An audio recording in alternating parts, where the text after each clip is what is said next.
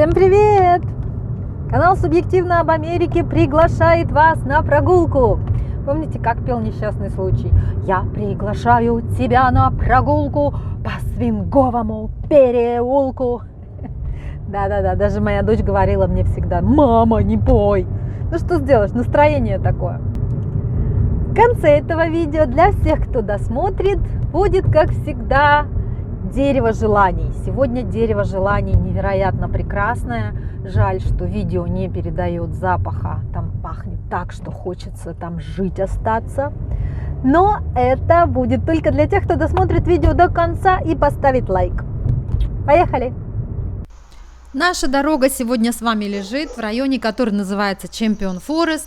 Этому району примерно 20 с половиной лет. Дома здесь в среднем стоят от 280 до 390 тысяч. Там нам где-то даже, наверное, попадется какой-то дом, и мы сможем с вами потом посмотреть его на сайте. Ну, а бродить мы с вами сегодня будем. О, смотрите, вот это вот инжир. И скоро уже он будет настоящим инжиром. А бродить мы сегодня с вами будем на тему долгов и как с ними справляться. Я получила очередное страдальческое письмо. Хочу напомнить всем писателям, что если вы пишете мне, то вы должны быть готовы к тому, что ваше письмо будет опубликовано. И в отличие от автора предыдущего письма про жениха-психопата, пожалуйста, потом не пишите мне матершинные ругательные имейлы о том, что зачем я ваше письмо опубликовала. Девушка жалуется на то, что у нее огромное количество долгов. Пишет она мне: помогите, как закрыть кредиты? Это как дыра. 2 кредитные карты с долгом по 15 тысяч. Платим $300 на одну и 400 на другую. Сейчас платим огромные проценты. Проценты, надо сказать, по кредитным картам в США 28. Потому что муж вовремя не перекинул деньги, и, короче, мы попали. У меня такое чувство, что я никогда не закрою этих огромных процентов. И мне не дадут никакой кредит никогда, я же еще и не работаю. Копить я умею, даже как-то дала мужу 5000, чтобы закрыл кредиты, чтобы меньше было. Но, естественно, это все мало толку. Муж не русский, поэтому для него иметь кредиты – это не проблема, как для меня. А я впадаю чуть ли не в депрессию каждый раз, когда вижу почти неизменяющиеся счета. Платим же немало. Как достучаться до мужа, что это ненормально, но нужно уже копить? Ну что, моя самая любимая тема про деньги. Начнем с того, что жить в кредит и иметь огромные долги для американцев так же нормально, как дышать, есть и ходить в туалет. По данным статистики, $90 460 такова сумма долга среднего американца. Сюда включены, конечно же, долги по кредиткам, потребительские кредиты, автокредиты, ипотеки, студенческие займы и медицинские займы. Как вы можете видеть на картинке, задолженность разделяются по поколениям. Поколение в возрасте 75 лет и старше, их долг составляет 40 тысяч. Поколение в возрасте от 50 до 70 – 96 тысяч. Поколение 40-55 – 135 тысяч. Миллениалсы в возрасте 24 лет до 39, их долг 78 тысяч. Ну и, наконец, Generation Z, их долг $9 тысяч. Это, конечно же, очень средняя цифра, средняя температура по больнице, но примерно вы себе представляете размер катастрофы. Почему же американцы живут в кредит? Ну, во-первых, это выгодно. Процентная ставка, например, по ипотеке в пределах 3-4% годовых. В свете последних событий она вообще упала до каких-то рекордно низких 3.1, 3.2, а то и меньше. Автокредиты выдаются сроком на 48-60 месяцев под 2 или 3% годовых. Как вам такое? Ой, смотрите, груша цветет. Там он котик. Надо заметить, что многие потребительские кредиты вообще не кредиты, а займы в чистом виде, когда вы за покупку выплачиваете всю сумму равными частями за 18 или 24 месяца вообще без процентов. Я так, например, купила всю бытовую технику, мой мистер холодильник, стиральную машину, сушильную машину и все остальное. Это же относится к системе финансирования медицинских расходов. Допустим, чем платить бешеные тысячи из своего кармана сразу, можно сделать рассрочку на год и выплатить частями настроив автоплатежи с минимальным уроном бюджету. Моя подруга так делала, например, зубные импланты, где сумма у нее была в порядка 7 тысяч, и она ее разделила на 24 месяца и выплачивает совершенно беспроцентно. Я также за свой лейсик платила. А вторая причина... Мужчина остановился. Вы никогда не поверите. Вы часто спрашиваете меня, как они относятся к моим бродилкам по району, не возражает ли никто. Так вот этот сейчас, видите, машет, показывает. Он говорит, вы там около моего дома остановились и начали снимать. Что это вы тут снимаете?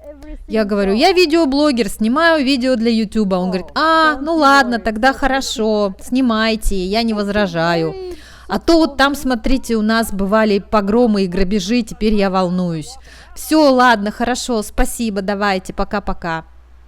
Представляете, вот за счет этого у нас такая тишина везде, и порядок, и безопасность, стеклянные двери и окна в пол, и никто никому никуда никогда не залезет. Ну, а мы продолжаем. Вторая причина, по которой американцы так расслаблены и спокойно относятся к наличию долгов, это сравнительная предсказуемость и стабильность жизни. Все-таки по сравнению с нашими странами, с бесконечными революциями, перестройками и всем остальным, здесь уже последние 100 лет всегда все хорошо, и они в принципе знают, что если работать, то платежи всегда будут вот так вот усердно идти. Еще одна причина – это хорошенько промытые мозги. Ни для кого не секрет, что американцы очень послушные и легко поддаются пропаганде. Ну, а большие корпорации, в том числе и банки, этим пользуются. Американцев с детства приучают к кредиткам и кредитам. Без них они жизни себе не представляют. С теми суммами денег, которые у них остаются после зарплаты, им трудно представить, что получается долго копить на какую-то покупку. Намного легче взять кредит и постепенно его выплачивать. По сути, вся их жизнь проходит в долгах. Дети с самого рождения, с самых пеленок видят, что нужно обслуживать суды стабильно, чтобы не произошло. Это самое распространенное выражение. Кто будет платить по счетам? Американцев не научили копить деньги, а научили просто стабильно оплачивать займы. В этом, безусловно, есть и плюсы, потому что всякие банкиры и все остальные организации, занимающие деньги, очень лояльно относятся к заемщикам, и сложившийся порядок позволяет получить любой кредит практически без каких-то особых документов. Иногда вам понадобится только ваша фамилия, имя, дата рождения и номер социального страхования. Ну и, соответственно, ставки, конечно, по этим займам очень лояльные и очень легко выполнимые. Ну и, наконец, еще одна причина, по которой в Америке так распространена привычка кредитоваться. Вам, может быть, покажется абсурдной, но здесь абсолютно не принято одалживаться у друзей или родни. Здесь это может посчитаться невежливым поступком, грубым нарушением границ, может разрушить дружбу и отношения. Ну, вы понимаете, у нас-то обычное дело. Обратите внимание на домик. Этот дом уже который год, каждый месяц является домом образцового содержания и чистоты. Так вот, в Америке не принято деньги занимать, не принято брать у друзей, принято брать эти деньги у банка. Поэтому помочь другу в трудном положении, конечно, хорошее дело, но в Америке это не принято, все ходят в банк. Ну что, теперь непосредственно к теме о том, как же выплатить свои долги и как вообще обращаться с кредитками. Как вы понимаете, кредитки – это инструмент, и как любой инструмент, с ним нужно уметь обращаться. И если вы этого не умеете делать, у вас будут проблемы. Кредиты – это долги, которые надо отдавать, и чаще всего с процентами. Но кредитные карты могут быть полностью бесплатными и приносить дополнительные деньги. Да, так можно. Тем, кто шарахается от кредита как от чумы, я советую настоятельно пересмотреть мое отношение. Существует целая каста людей, которые умудряются пользоваться картами, не платить проценты по ним и зарабатывать солидный кэшбэк, ну или мили, всякие баллы для полетов, для отелей. Если вам интересна конкретно эта информация, вы мне, пожалуйста, напишите, поставьте лайк или напишите в комментариях. У меня есть парочка экспертов, которых я могу пригласить, чтобы мы с ними эту тему осветили более подробно. Ну а мы продолжим о в теме погашения долгов и восстановления вашего доброго имени. Итак, стратегия погашения долгов по кредиткам по методу Дэйва Рэмзи, который называется «Снежный ком». Сначала вам нужно выписать в таблицу все ваши долги, включая сумму, сроки и процентные ставки. Затем вам нужно выбрать, начиная самую меньшую сумму долга, не обращая внимания на процентные ставки. Все остальные долги вы платите только по минимуму, а любые дополнительные деньги, которые теперь высвобождаются, дополнительные заработки, вы отправляете на погашение этого самого маленького долга. Как только маленький долг будет погашен, вы сосредотачиваетесь на втором из вашего списка с наименьшим балансом. Туда же используете деньги, которые раньше шли для погашения первого долга, плюс минимальный платеж для второго. Сумма вашего платежа будет быстро расти, как раз таки как снежный ком, так как вы вначале погашаете небольшие долги. Ваши платежи по долгам будут идти скорее, так как вы сначала расплачиваетесь с меньшими долгами. Дэйв Рэмзи большой молодец и мотиватор, потому что он нам говорит, что долги закрываются, вас мотивирует продолжать. И вам не нужно беспокоиться о больших длительных долгах, потому что когда вы до них дойдете, вы очиститесь от всех мелких, и ваш ежемесячный платеж, свободные деньги для этого, уже будет вполне себе в приличных размерах, и сама отдача будет ускоряться. Единственным недостатком этого метода является то, что вы, скорее всего, переплатите по процентам, так как мы с вами же фокусируемся не на долгах с наивысшей процентной ставкой, а на самых меньших долгах. Однако же, как и любая стратегия, для того, чтобы она работала, нужно ее применять. Наличие стратегии при работе с долгами – это как следование хорошей диете. То есть это должно подходить вам, и это требует железной дисциплины. И всегда лучше придерживаться диеты, чтобы есть все подряд. Понятно, диета всего лишь аналогия, чтобы показать, что без планирования могут возникнуть проблемы с достижением финансового здоровья. Я бы очень порекомендовала вам, страдающим в этой ситуации, обязательно почитать эту книгу и воодушевиться его подкастами, и заняться всерьез этим процессом. И окончательный вывод. Кредитные карты, как и кредиты, это как и любой инструмент. Ничто не зло, ничто не добро, как змеиный яд. Может быть лекарством, может быть отравой. Пользуйтесь с умом. Если не умеете себя контролировать, транжирите деньги и потом обнаруживаете, что нечем платить долги, то кредитки не для вас. Заморозьте их. Буквально, как советует Дэйв Рэмзи, положите их в лед, запакуйте в холодильник и не пользуйтесь никогда. Но если вы все-таки включите немножко голову, то можно переложить все расходы на кредитки, платить всегда полностью всю сумму. Так у меня, например, сумма платежа по кредиткам составляет в месяц 1200-1400. Это все мои ежемесячные расходы, которые списываются с кредитки, и потом в конце месяца я это выплачиваю, что позволяет мне растить кредитную историю, и, во-вторых, при правильном грамотном использовании дает мне еще и кэшбэк. Кэшбэк – это возврат денег 1-5%. В прошлом году за пользование картой Discover в течение года я получила $600. Мелочь, а приятно. Также у кредиток есть возможность, если они привязаны к каким-то авиалиниям, вы получаете мили. Если они привязаны к сетям отелей, вы получаете баллы и можете в этих отелях останавливаться либо бесплатно, либо с большими скидками. И напоследок я, конечно, включу редкостную суку, надо же как-то оправдывать свою репутацию. Оставьте в покое мужа и займитесь собой. Это вообще безобразие и непорядок, что вы живете здесь и столько лет, и у вас нет работы, у вас нет собственной кредитной истории. О чем вы вообще думаете? Что вы будете делать, если с вашим мужем что-то случится, или он вас разлюбит и решит с вами развестись? Пожалуйста, беритесь за голову, создавайте финансовую подушку, идите работать, заводите себе кредитную историю, занимайтесь своей жизнью, потому что если вы не начнете заниматься ей сами, эта жизнь начнет заниматься вами. Вот такой вот вам мой генеральский наказ. Топаю ножками, хмурю брови, очень сильно недовольна этим раскладом. Надеюсь, что я вас не очень сильно задела, но ситуация, конечно, аховая. На мужа воздействовать никак не нужно, и достукиваться до мужа не нужно. Все, что нужно делать, это надо делать все самостоятельно, лично для себя. Потому что ваша кредитная история и кредитная история мужа – это две большие разницы. Давайте, вперед! Не забудьте еще почитать книгу Дэйва Рэмзи Money Makeover и послушать его подкасты. Прям слушайте их каждый день, чтобы они вас вдохновляли.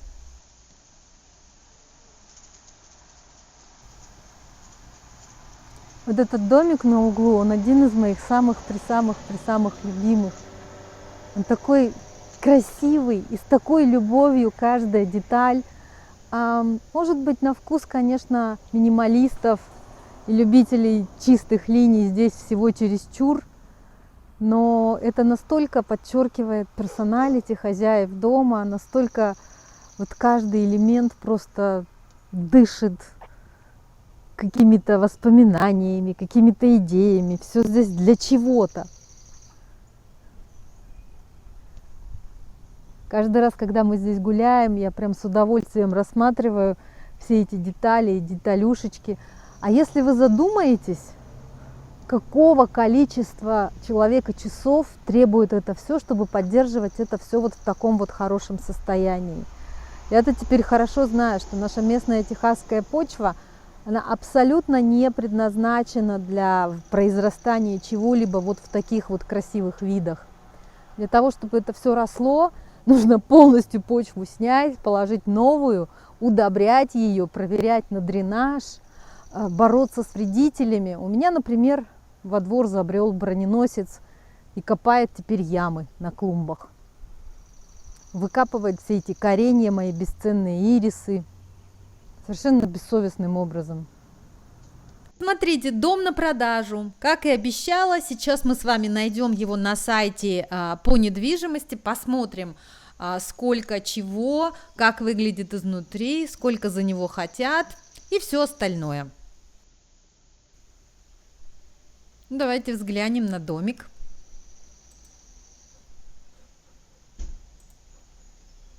Как вы видите, 375 тысяч. В конце этой недели будет open house, все желающие могут прийти посмотреть. Вот такой домик. Ну, стиль, конечно, модерновый. Стиль, конечно, тот еще, на любителя. Но, мало ли, может быть, среди вас есть любители. Смотрите, какие окна.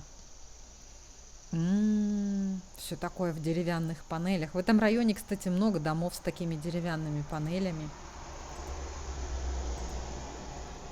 Очень много всяких деталей, которые выдают уже очень старый такой стиль. Видите, этот потолок с огромными неприятными такими пупырьями. Вот эта фактура была модна 20 лет назад. И чтобы ее убрать и сделать ровный потолок, потребуется очень много работы. О, богато, богато, богато.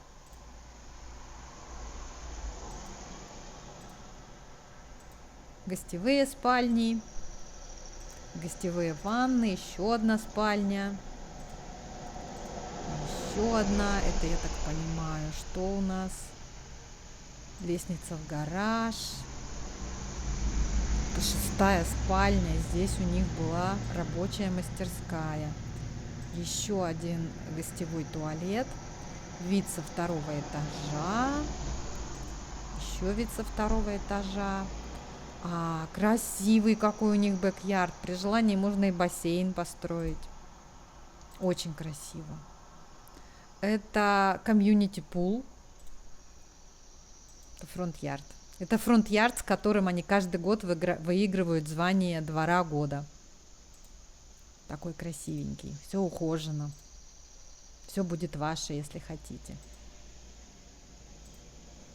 Ну а самым терпеливым, кто продрался через все финансовые термины, трудности и вопросы и дождался конца, вам моя благодарность, вам моя награда.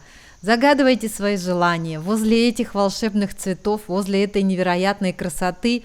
А какой запах, если бы вы только знали, какой здесь запах, как они пахнут. Я хочу с вами поделиться хорошим настроением, я хочу с вами поделиться красотой, я хочу с вами поделиться этой простой житейской мудростью. Нет никакого на самом деле. Наша жизнь – это только то, что мы о ней думаем. Давайте думать, что она прекрасна, и она именно такой и будет. Не могла не удержаться, не сделать последний эпизод вот в таких прекрасных декорациях. Прям даже идет такой розовый мне. В комментариях под одним из последних видео разгорелась очень интересная тема по поводу русских дальнобойщиков. И то, что писал автор комментария об их доходах, об их возможностях, о том, какие они прекрасные мужья и прекрасные кандидатуры для брака, вызвало немалый резонанс в соцсетях и там же в комментариях. Я попросила нескольких моих друзей-дальнобойщиков ответить на мои вопросы, поэтому такое видео скоро будет.